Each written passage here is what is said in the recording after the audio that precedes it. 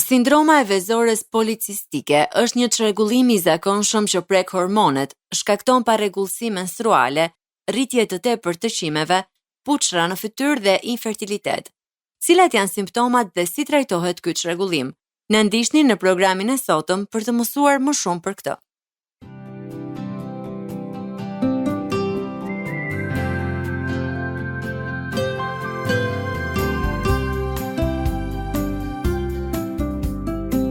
TWR Albania prezanton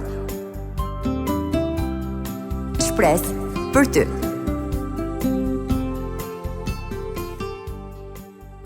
Mikesha të programit Shpresë për ty, përshëndetje dhe mirë se vini në takimin ton të sotëm. Unë jam Arta dhe me mua në studio është edhe Dena. Përshëndetje edhe nga unë. Është kënaqësi që jemi sot me ju për t'ju sjellë informacione mbi një temë tjetër shumë interesante dhe shumë të nevojshme, e më pas për t'ju inkurajuar përmes fjalës së Perëndis, Biblës. Siç e tha dhe Dena, tema e sotme është shumë e nevojshme për të gjitha gratë dhe vajzat, sidomos për ato nëna që kanë vajza në moshën e pubertetit apo adoleshencës. Do të flasim për sindromën e vezores policistike. Kjo sindrom është një çekuilibër hormonal që ndodh kur vezoret, organi që prodhon dhe lëshon vezët, prodhojnë shumë hormone. Tek një femër me sindromën e vezores policistike, vezoret prodhojnë nivele jashtëzakonisht të larta të hormoneve të quajtura androgjene. Kjo situatë shkakton gjithashtu edhe një çekuilibër në hormonet riprodhuese. Si rezultat, femrat me sindromën e vezores policistike shpesh përjetojnë cikle menstruale të parregullta dhe ovulim të paparashikueshëm. Për shkak të mungesës së ovulacionit, përmes ekografisë, në vezore mund të shihen kiste të vogla folikulare, qeska të mbushura me lëngje që përmbajnë vezë të papjekura.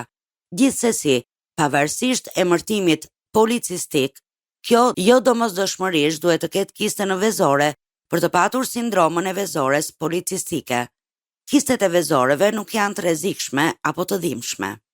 Sindroma e vezores policistike mund të zhvillohet në çdo kohë, pas pubertetit. Shumica e vajzave dhe grave diagnostikohen me këtë sindrom kur përpiqen të mbeten shtatzan, në të 20-tat ose 30-tat. Nëse një femër është obeze ose ka gra të tjera në familjen e saj biologjike me sindromën e vezores policistike, ajo mund të ketë më shumë gjasa të zhvillojë këtë sindrom. Shenjat dhe simptomat më të zakonshme të sindromës së vezores policistike përfshin gjakderdhje të parregullt menstruale. Gjakderdhja jo normale menstruale nënkupton edhe mungesën e gjakderdhjes menstruale. Gjakderdhje e rëndë mund të ndodhë edhe gjatë periudhave menstruale. Shenjë tjetër është rritja jo normale e qimeve. Rritja e tepërt e qimeve mund të ndodhë në fytyrë, krah, gjoks dhe bark. Kjo gjendje prek 70% të femrave me sindromën e vezores policistike. Aknet janë gjithashtu një shenjë. Sindroma e vezores policistike mund të shkaktojë akne, veçanërisht në shpinë, gjoks dhe fytyrë. Këto puçra mund të vazhdojnë pas viteve të adoleshencës dhe mund të jenë të vështira për t'u trajtuar. Edhe obeziteti mund të jetë një shenjë e sindromës së vezores policistike. Rreth 40% e femrave me këtë sindrom janë obeze dhe kanë vështirësi për të mbajtur një peshë të shëndetshme. Shenjat të tjera mund të jenë errësimi i lëkurës, shfaqja e njollave të errta në lëkurë, veçanërisht në palosjet e qafës, sqetulla, ije dhe nën gjoks. Cistet. Shumë femra me sindromën e vezores policistike kanë vezore më të mëdha ose folikula të shumë fishta që mund të shihen në eko. Nishanet. Nishanet në lëkurë janë zgjatime të vogla të përbëra nga lëkura e tepërt. Zakonisht gjenden në sqetull ose rreth qafës. Hollimi i fijes së flokut. Femrat me sindromën e vezores policistike mund të kenë edhe rënje të flokëve. Sindroma e vezores policistike është shkaku më i zakonshëm i infertilitetit. Mungesa e ovulacionit të rregullt ose të shpeshtë mund të rezultojë në pamundësinë për të mbetur shtatzan. Megjithatë, duhet të thënë Arta se është e mundur që dikush të ketë sindromën e vezores policistike dhe të mos ketë asnjë simptom. Shumë gra nuk e kuptojnë se kanë këtë gjendje, derisa përballen me vështirësi për të mbetur shtatzan, ose derisa fillojnë të shtojnë në peshë për arsye të panjohura. Në sindromën e lehtë të vezores policistike, simptomat mund të mos jenë aq të rënda sa të vihen re. Shkaku i saktë i sindromës së vezores policistike është i panjohur. Ka prova që gjenetika luan një rol. Më e rëndësishmja, përveç obezitetit, në formimin e sindromës së vezores policistike, luajnë rol edhe faktorë të tjerë, si për shembull, nivelet e larta të hormoneve mashkullore, të quajtura androgjene. Nivelet e larta të androgjenit parandalojnë vezore të lëshojnë vezë, gjë që shkakton cikle menstruale të parregullta. Ovulacioni i parregullt gjithashtu mund të çojë në formimin e qeseve të vogla, të mbushura me lëngje në vezore. Po kështu, niveli i lartë i androgjeneve shkakton puçra në fytyrë dhe rritje të tepërt të qimeve. Një shkak tjetër për sindromën e vezores policistike është rezistenca ndaj insulinës. Rritja e niveleve të insulinës bën që vezorët të prodhojnë dhe sekretojnë hormone mashkullore. Rritja e hormoneve mashkullore pengon ovulimin dhe kontribon në simptoma të tjera të sindromës së vezores policistike. Insulina ndihmon trupin të përpunojë glukozën dhe ta përdorë atë për energji. Rezistenca ndaj insulinës nënkupton që trupi nuk e përpunon siç duhet insulinën, duke çuar në nivelet e larta të glukozës në gjak. Jo të gjithë individët me rezistencë ndaj insulinës zhvillojnë glukozë të lartë ose diabet, por rezistenca ndaj insulinës mund të çojë në diabet. Të qenit mbi peshë ose obez mund të kontribuojë gjithashtu në rezistencën ndaj insulinës. Edhe nëse glukoza në gjak është normale, nivelet e larta të insulinës mund të tregojnë rezistencë ndaj insulinës. Gjithashtu, një ndër shkaqet e kësaj sindrome është inflamacioni i shkallës së ulët. Gratë me sindromën e vezores policistike priren të kenë inflamacion kronik të shkallës së ulët. Mjeku mund t'ju udhëzojë të bëni analiza gjaku që matin nivelet e proteinës C reaktive dhe të ruazave të bardha të gjakut, të cilat mund të tregojnë nivelin e inflamacionit në trup. Në përgjithësi, mjekët diagnostikojnë me sindromën e vezores policistike femrat që kanë të paktën 2 nga këto 3 simptoma: menstruacione të parregullta ose të munguara. Disa femra me sindromën e vezores policistike përjetojnë gjakderdhje shumë të rëndë gjatë periudhës së menstruacioneve. Shenjat e androgjenit të tepërt, të tilla si puçrat ose rritja e tepërt e qimeve dhe zmadhim të vezoreve ose pamje policistike të vezoreve në eko. Nëse ju keni shenjat dhe simptomat që ne përmendëm, flisni me mjekun e familjes dhe ai do t'ju drejtojë tek specialisti përkatës. Më pas, mjeku specialist do të përcaktoj trajtimin tuaj bazuar tek simptomat që keni, historia mjekësore dhe kushtet e tjera shëndetësore. Trajtimet mund të përfshin medikamente, ndryshime të stilit të jetesës ose një kombinim të dyjave. Një pyetje që bëhet shpesh Arta dhe që duket se është shqetësim për shumë vajza është: a mund të mbetet shtatzan një vajzë apo grua me sindromën e vezores policistike? Specialistët thonë se femrat me sindromën e vezores policistike mund të mbeten shtatzan.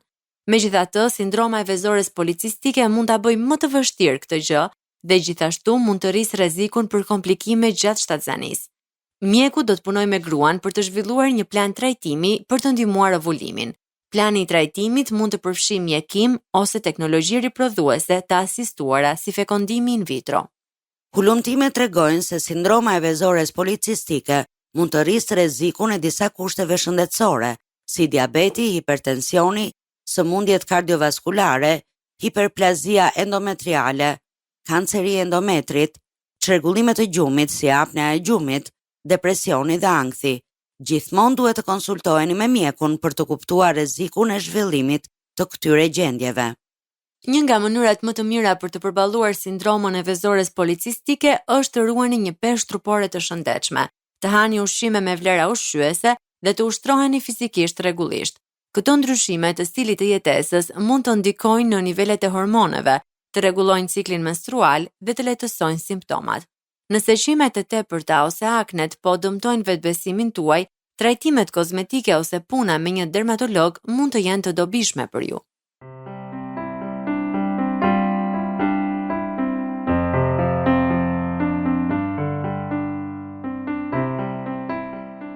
Jemi rikthyer në studio mikesha të dashura në programin Shpresë për ty. Në pjesën e parë të programit kemi folur për sindromën e vezores policistike, një problem të cilin kemi filluar ta dëgjojmë shumë shpesh nga gratë dhe vajzat. Po Arta, është shumë e vërtetë që sot po e ndeshim më shpesh këtë problem. Madje në programin e ardhshëm do të kemi në studio një mikesh që vuan nga sindroma e vezores policistike dhe ajo do të ndajë me ne gjërat që ka mësuar, sfidat e saj dhe gjërat që bën për ta përballuar këtë problem. Dhe sigurisht ne dëshirojmë që ju të mësoni më shumë për temat që ne trajtojmë, në mënyrë që të mos I lini pas dore problemet me shëndetin, edhe kur ato duken të vogla. Tani, për t'ju inkurajuar, kemi zgjedhur një histori nga Bibla. Do të shohim së bashku mësimet që mund të marrim nga kjo histori. Në fakt, Dena, në Bibël gjejmë histori dhe shëmbëltyra shumë të bukura që na japin mësime për jetën dhe na inkurajojnë shumë. Kështu është edhe historia që kemi zgjedhur të ndajmë sot me ju. Është historia e gruas me rrjedhje gjaku. Kjo është një nga historitë më të veçanta të shërimit në Bibël. Është një histori kaq e fuqishme saqë është e përfshirë në të tre ungjit. Tek Ungjilli sipas Mateut, tek Ungjilli sipas Markut dhe tek Ungjilli sipas Lukës. Nga historia e gruas me rrjedhje gjaku mund të nxjerrim tre mësime për jetën, mësime që do t'ju ndihmojnë të merrni atë që Perëndia ka për ju. Këto mësime janë: të luftosh për atë që dëshiron, të jesh i qëllimshëm, sepse kjo bën ndryshimin, dhe të provosh përsëri edhe nëse dështon. Sot ne do ta lexojmë këtë histori tek Ungjilli sipas Mateut, kapitulli 9, vargjet 20 deri në 22. Dhe ja, një grua, e cila vuante prej 12 vjetësh nga një fluks gjaku, ju afrua nga mbrapa dhe i preku cepin e rrobës së tij, sepse thoshte me vete: po të prek vetëm rrobën e tij, do të shërohem. Jezusi u kthye, e pa edhe tha: merr zemër o bi, besimi yt të ka shëruar. Dhe që në atë çast, gruaja u shërua. Mësimi i parë që nxjerrim nga kjo histori është lufto për atë që dëshiron. Që të shërohej, gruaja me rrjedhje gjaku duhet të luftonte, të përpiqej. Ajo nuk e mori shërimin duke shpresuar se Jezusi do ta vinte re, as duke i kërkuar drejt për drejt ta shëronte. Luka tregon se ndërsa Jezusi po shkonte, turmat e shtynin dhe e shtrëngonin nga të gjitha anët. Kjo tregon se ajo duhet të çante përmes turmës së njerëzve për të arritur tek Jezusi. Edhe ne si besimtar duhet të luftojmë për atë që duam në jetë. Pothuajse asgjë me vlerë nuk vjen pa hasur kundërshtime. Ashtu si gruaja me rrjedhje gjaku mund të ketë njerëz ose pengesa të tjera midis nesh dhe bekimit që Perëndia ka për ne. Donjëherë janë bindjet tona kufizuese, ato që na mbajnë mbrapa. Por fakti që duhet të përballemi me vështirësi nuk do të thotë domosdoshmërisht se ajo që dëshirojmë nuk është në vullnetin e Perëndisë për ne. Thjesht neve na duhet të zmbrapsim kundërshtimet për të arritur atje ku duhet të jemi. Doja të thosha diçka këtu, Dena, ashtu siç mund të mësojmë nga gruaja që shtyu përmes turmës për shërimin e saj. Mund të mësojmë edhe nga populli i Izraelit që duhet të luftonte e të përballej me shumë vështirësi për të arritur në tokën e premtuar. Por mungesa e besimit i mbajti ata larg tokës së premtuar për 40 vjet. Pra, ajo që duam të theksojmë është se ne duhet të lutemi, ndërsa luftojmë për atë që duam dhe njëkohësisht të presim për kohën e Perëndisë. Por ndonjëherë ne mund të jemi duke pritur e duke u lutur, kur në fakt është koha të lëvizim e të hedhim hapin me besim. Dhe duam t'ju pyesim: a jeni në një situatë ku po prisni që Perëndia të bëjë diçka për ju, ndërsa ai pret që ju të veproni? Mos lejoni që rezistenca apo kundërshtimet t'ju ndalojnë të merrni atë që Perëndia e ka vënë tashmë në dispozicionin tuaj. Një mësim tjetër që nxjerrim nga historia e gruas me rrjedhje gjaku është se të qenit i qëllimshëm bën ndryshimin. Marku tregon se një turmë e madhe e ndiqte Jezusin dhe e shtynte nga të gjitha anët. Megjithatë, kur gruaja e preku, Jezusi pyeti: kush mi preku rrobat? Kur dishepujt u habitën nga kjo pyetje, ai tha: dikush më preku, sepse e ndjeva që një fuqi doli prej meje. Shumë njerëz e preknin Jezusin pa qëllim të veçantë, por gruaja e preku me qëllim, dhe për shkak të këtij qëllimi, ajo u shërua. Para se të thoshte nëse vetëm prek rroben e tij do të shërohem, ajo kishte tashmë një synim, të shërohej. Marku kapitulli 5 vargu 26 tregon se ajo kishte shkuar në shumë mjek dhe kishte shpenzuar gjithçka, por nuk kishte përmirësuar. Kur dëgjoi për Jezusin, ajo veproi me qëllim, u afrua nga pas dhe preku rrobën e tij.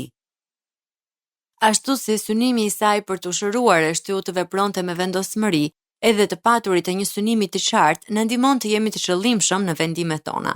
Kur kemi një synim, çdo mundësi që na çon drejt tij bëhet më e dukshme. Kështu, ne fillojmë të marrim vendime në përputhje me atë synim. Pa një drejtim të qartë, është njësoj si të udhëtosh pa patur një destinacion, pra të harxhosh kohë edhe energji më kot. Qëllimi i saj është të investonte kohë, para dhe përpjekje për shërim, dhe ishte pikërisht ky qëllim, ai që e bëri gruan të shtyhej përmes turmës për të prekur Jezusin. Ashtu si për të, edhe për ne, të qeni të qëllimshëm, do të bëjë një ndryshim të jashtëzakonshëm. Një nga mësimet më domethënëse që nxjerrim nga historia e gruas me rrjedhje gjaku është ky: të provojmë përsëri edhe nëse dështojmë. Mateu, Marku dhe Luka theksojnë se ajo grua kishte vuajtur për 12 vjet nga fluksi i gjakut. Ajo kishte shpenzuar para dhe nuk ishte përmirësuar, por nuk u dorëzua kurrë. Kur dëgjoi për Jezusin, ajo provoi përsëri. Përpjekjet e saj të mëparshme të dështuara nuk e ndalën të vepronte dhe të provonte përsëri. Dhe këtë herë, ajo mori atë që dëshironte. Dështim nuk do të thotë se ajo që dëshiron nuk është e mundur, apo se nuk është në vullnetin e Perëndis. Mund të jetë mënyra e gabuar, koha e gabuar, ose faktori jashtë kontrollit ton, por ne duhet të mbajmë besimin dhe të provojmë përsëri. Nëse përpjekjet tona natyrore dështojnë, kjo mund të na shtyjë drejt asaj që është e mbinatyrshme. Çfarë ke lënë pas dore? Pse të mos provosh përsëri? Ashtu si për gruan me rrjedhje gjaku, ajo që ju dëshironi mund të jetë vetëm një shtrirje dore larg. Mikesha të dashura, tani ka ardhur koha të ndahemi, por duam t'ju kujtojmë se mund ta dëgjoni këtë program, si edhe programet e tjera Shpresë për ty në YouTube dhe t'i ndani ato me mikeshat tuaja. Mjafton të kërkoni TWR Albania, playlista Shpresë për ty 2026 dhe do të gjeni aty këto programe. Gjithashtu për çdo pyetje, kërkesë për lutje apo nëse doni të ndani historinë tuaj me ne, ju inkurajojmë të na shkruani një letër në adresën TWR Albania, kutia postare 130 Tiranë, të na dërgoni një email në twralbania@gmail.com ose të na shkruani një mesazh në faqen tonë në Facebook dhe Instagram, Shpresë për ty. Ne ju urojmë një javë të bekuar dhe miru dëgjofshim në programin e radhës. Ndoshët programin Shpresë për ty.